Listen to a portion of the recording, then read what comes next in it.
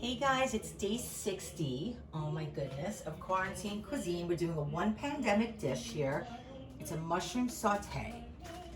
It's a really, really simple dish. I make mushrooms all the time. I love them. I think I've told you before, I didn't try a mushroom until I was like 25 years old. It may have even been older.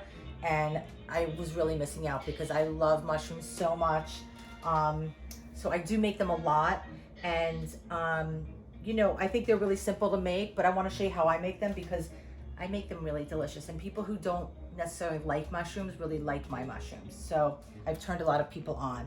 So two things. I have baby portabello mushrooms, baby bellas, and I have some hen of the woods, right? And they're called hen of the woods because it almost looks like hen feathers, right? Which are pretty cool. Wow. Yeah, they're really kind of beautiful. No way. Yeah, That's incredible. And what I like about them is they crisp up really nicely. Now, I never wash my mushrooms ever, ever, ever. The reason being that mushrooms absorb liquid and they absorb like a sponge. So if you wash your mushrooms, then they will absorb a ton of liquid and then it'll be hard to crisp them up and saute them, right? So I just brush them lightly with a paper towel to make sure there's no debris on them. And it's pretty, you know, you can pretty much see when there is. I don't see much on these, they're pretty clean. But I just wipe it with a paper towel and just get that off, okay? Not a big deal. So these are portabellos, they're on the smaller side. You know, creminis are basically baby portabellos. There's the larger cat portabellos. These are kind of mid-size, so they're kind of fun. Okay, so there's a couple of things you can do. Well, first of all, I always take the stem off of my portabello and discard it because it's kind of rubbery and it doesn't really taste great, but you can save that for stock. So I just use my finger and I take it out. If you want, you can use a paring knife and cut it out, either way. And so there's two schools of thought on the portabello mushroom, whether or not you take the gills out. Now, I'm not going to take the gills out of all of these, but I'm going to show you how in case you want to. There's actually let me show you something else. So the gills are fine. They're completely edible. They're delicious, but a lot of times people take the gills off because the black of the gills or the dark brown of the gills can affect the color of a dish, right? So you can just gently, you know, with your knife, just go over the top and discard the gills, right? So if you're making, let's say, like a risotto and you want your risotto to not get kind of dark in color and you want the mushrooms to shine and you don't want the brown, these gills to darken your risotto, you just discard them, okay? I'm not worried about that for this application. The other thing that some people do is they take their mushrooms and they peel the top off to get even that color off. Now, listen, I think mushrooms are gorgeous just as is, so I don't think this is necessary, but I'm just showing you because if you did want to make a mushroom, even if you want to make, let's say, a mushroom soup and you wanted it to be very white and you can't find button mushrooms, which are white, and you just want to have more of a whiter soup, I get it. You could do that, okay? And you can cut off the bottom so it would look like that. Cool? Wow. Okay, so I have a pan heating on the stove. I want to have a bigger pan than you would think I would need because I don't want to crowd my mushrooms too much. I want them to get really crispy. So I have that heating and I'm just going to cut the mushrooms. You know, one thing about mushrooms is that, you know, you can start with a lot and by the time you cook them, it whittles down to very little, almost like spinach. So I always cook a little bit more than I think I'm going to want to eat. Okay, so you can cut this any way you like. It's going to taste exactly the same way. So don't worry about your knife skills. Don't worry about making it perfect. But the key is you always want to try and keep, you know, the size the same so that things are cooking at the same rate, but not necessarily being perfect. Okay. So for the hen of the woods, what I do is I'm not going to cut them much. I'm just going to cut off the bottom edge because it's a little bit woody down there. But that's it. You know, I don't want to separate them. I really like the way they look when they're clumped together like this. Really beautiful. Yeah, they really are. And, you know, they're pretty easy to find. I find them in like the most basic supermarkets these days. So that's pretty cool. Okay, so that's it for that. I'm going to include these. So the first thing we're gonna do is get these in the pan. Okay. Another way that I like to cook mushrooms, and I'll show you that another time, is I like to roast them in the oven. And that's a really easy, foolproof way to do it, especially when you don't feel like getting a pan dirty or, you know, just keeping your eye on them and sauteing them. You can just put them in the oven on a sheet pan with some, you know, foil the way I do and some parchment paper and just roast them. And they come out great. They really, really do. Okay, we'll do that another time. Okay, so let's go over here, Parks. So we have this, it's pretty hot, okay? Let me turn it up a little bit. Now these are gonna really sizzle, and what happens is, there's a lot of liquid in mushrooms, even if you're not washing them, right? So they tend to draw, the liquid tends to get drawn out of mushrooms and then they crisp up, right? So you don't want to salt your mushrooms at the beginning of cooking because salt draws moisture out of everything, okay? Did you know that, Parks? Sort of. Sort of, okay. Okay, so you see how much we have here? It looks like quite a bit, but it's really gonna whittle down to probably about half. I'm gonna add a little bit more oil over the top. Let me turn on my fan just on low. I'm putting a little bit more oil because you see that oil kind of gets absorbed right into the mushroom, right? And I can add pepper at this point because that's fine. That's not gonna affect anything, but I'm gonna wait on the salt, okay? So I like a lot of pepper on everything if you haven't noticed. If you don't like pepper, leave it out. And you can season these with any spice, would be great, you know? Coriander, cumin, chili flakes, turmeric, whatever you like. Sorry, Are you spitting at you? No, I inhaled this black pepper. I'm gonna keep it really simple and just show you like how quick, how easy, and how few ingredients you need to make mushrooms taste amazing. Okay, so I'm gonna move them around just a little bit, but we don't wanna move them around much, okay? Because we really want them to get a nice color on them and we want them to be crispy. So we're gonna let them kind of sit. I'm gonna add a little bit more olive oil. You can see already, just by having that pan super hot, that beautiful color that we're getting on our mushrooms immediately, okay? So I'm gonna add a little bit more oil just over the top just to help it out. And I have the heat pretty high. I know that looks like a lot of oil, but it does absorb right into the mushrooms, so you need to give it a little bit of help. Okay, so let's go back over here to our cutting board because I want to cut up some shallots and some garlic, okay?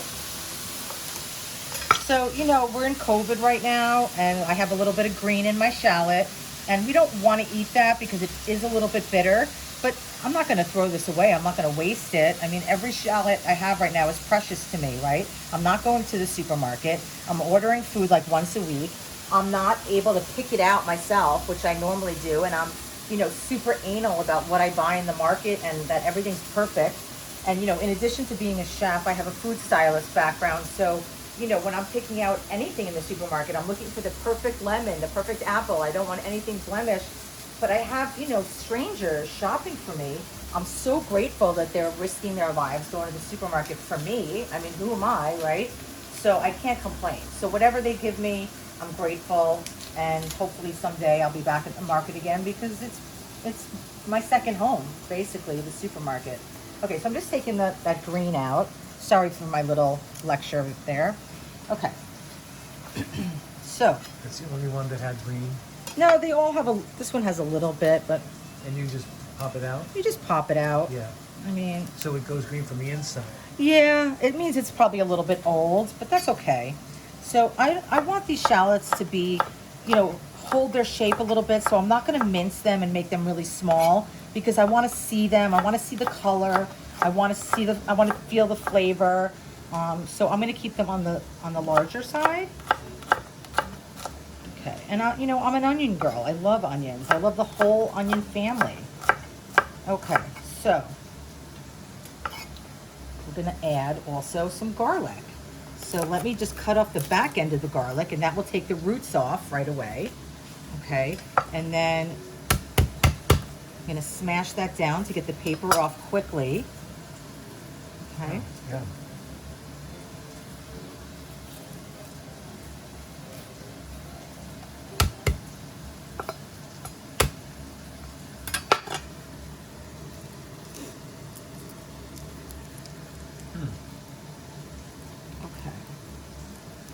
Okay, now I'm gonna add my shallots now, and then we're gonna come back and deal with that garlic in a second, okay? So Parks, Okay. can you follow me over there? Yep.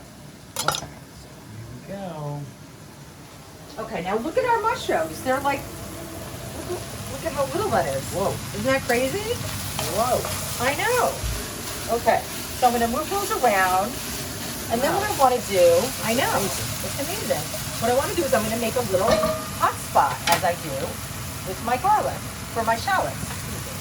So we're gonna put that there, and this way they can get a little bit of love and attention in this pan all by themselves. They can be the star of the show for like 1 minute while the mushrooms are hanging out on the side, okay? So we got that. Now let's go back over to our garlic, and I'm gonna take a little bit of salt with me. Now, my friend Heidi, my best friend in the world, who lives in Port Washington, Long Island. She's unbelievable artist. She has a studio called Haven Art. She was saying she can't get her garlic pasty like I do. So I want to show you close up how I do that. So here's my garlic. I smashed it. I got it out of the skin. And what I do is I add a little pinch of salt. And this acts as an abrasive to the garlic, right? So we're just going to chop it up as best we can.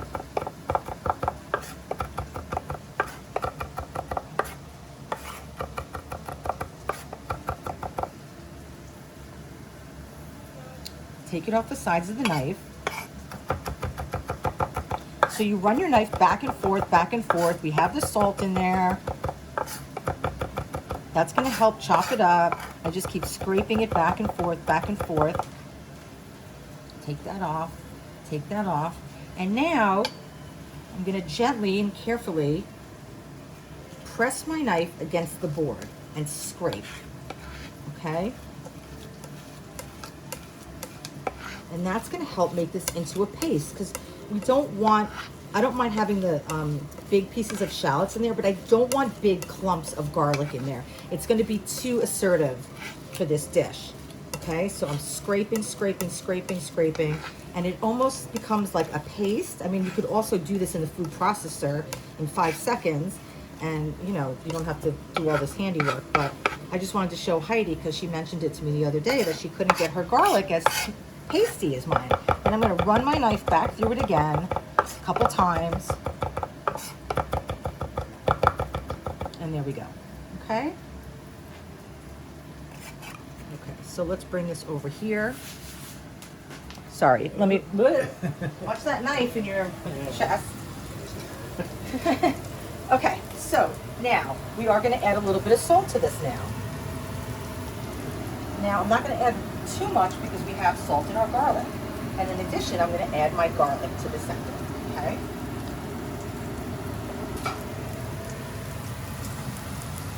Okay, so let's move this around a little bit. Let's get that garlic sauteed. We're getting some color on our shallots.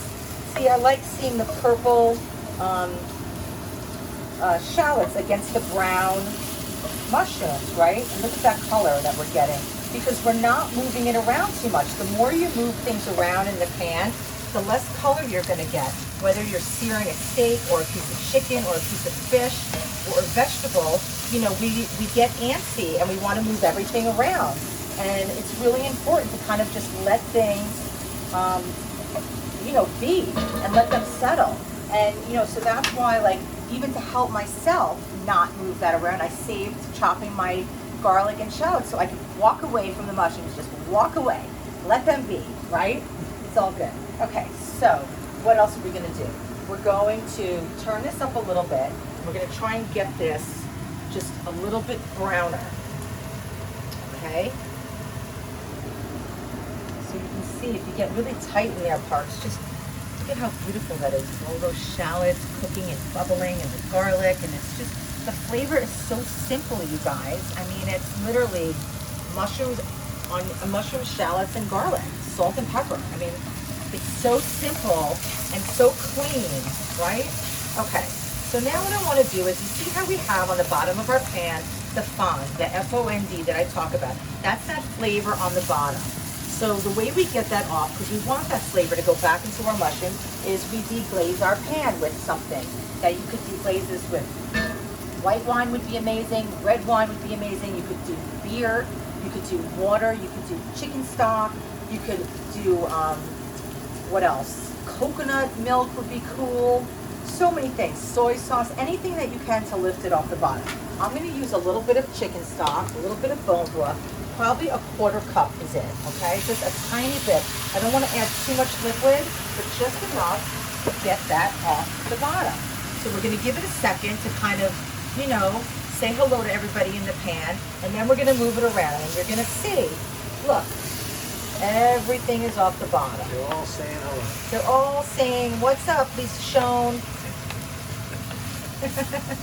And Parker. What's up, Parks and Recreation? All good. All good. Okay, so you see how that kind of creates a little bit of a sauce too. So we are good to go. We are done. So here's what we're going to do now. We are going to plate this. Let me grab a spoon behind you, Parker. You can see right there. Okay, so see how little this portion is? I mean, it's perfect for just the two of us. This is going to be, you know, just like a little side dish for us, which is fantastic, right?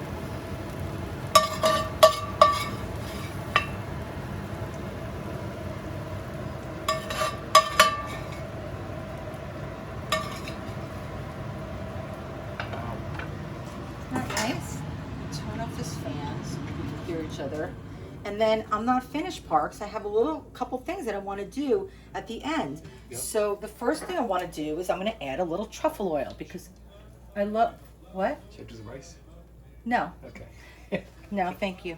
That's for another dish. So this is white truffle oil, and I'm going to add just a tiny bit over the top because truffle and mushroom are like partners in crime, okay? I can't have mushrooms without a little truffle. So that's really nice. We have that over the top. Then I want to add a little bit of Malden sea salt, right? So that's this beautiful flaky sea salt. It's these beautiful crystals. I love it so much. It's a finishing salt. This isn't a salt that you want to cook with. This is a salt you want to finish a dish with. And finishing a dish means you put it on the dish once it's finished, right? And it has this crunchy kind of triangular like texture, and it just adds crunch and it adds extra flavor. And oh, it's so good. Okay, so we got that. Then, you know how I like to layer my flavors, guys. So whenever I'm getting down to the end of the rind, of Reggiano, I save it because I put it in my sauces, right? In my tomato sauces, my soups, my chilies, my braised meats. So I save it, and if I don't think I'm going to use it soon enough, then I put it in the freezer, but I pretty much go there. But this is our last block of Parmesan right now, so I thought it was bigger, but when I went to get it, Parker had eaten it. So good on you, Parks. Go for it. Listen, refrigerator's free game, right? I didn't know. It's okay because I only need a little bit. So Okay. we're just going to use a microplane and get some nice Parmesan on there because in addition to truffle oil, Parmesan cheese pairs so beautifully with mushrooms. If you've ever had mushroom risotto, Parmesan cheese is not far behind, okay? So we got all we need out of that, and we're gonna save this, and I could probably do that again, but we're gonna save that. And then here's the final touch. I have this balsamic reduction. Now, I'm gonna show you one day how to make a balsamic reduction, but I have this in my refrigerator all the time, just in case I want it. So I'm gonna drizzle a little bit of that over the top. And that's it. I mean, how decadent does that look? How delicious. Oh, shoot. How savory. How simple, you guys. You can do this. I know you can. Okay, let me taste. Really hot.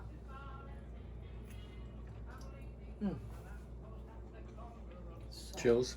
I mean, I didn't get chills, but I don't know why.